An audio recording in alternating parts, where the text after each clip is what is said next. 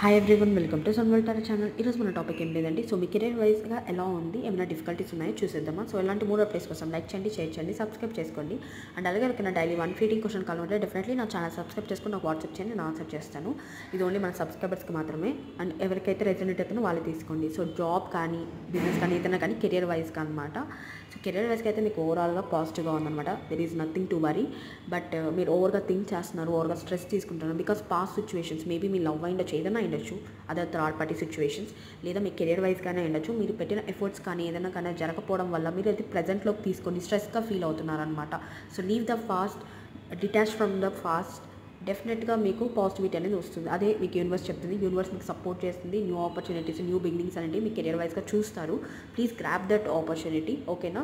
So పాస్ట్లో కూర్చొని పాస్ట్ని pain తలుచుకోవడం అనేది చేస్తే ఏమవుతుందంటే అది మీకు కెరియర్కి ఎఫెక్ట్ అయ్యి మీరు ఎక్కువ ఓవర్ స్ట్రెస్ తీసుకుంటారు. సో అంత బర్డన్గా ఫీల్ అవ్వాల్సిన అవసరం లేదు. సో నాకు చాలా మంచి కార్డ్సే వచ్చాయి. So well settled and king of pentacles. Definitely it is a very money oriented person అనమాట. బాగా ఎర్న్ చేస్తారు. స్ట్రెస్ అయితే క్యారీ చేయొద్దండి. Be positive and thank you. By.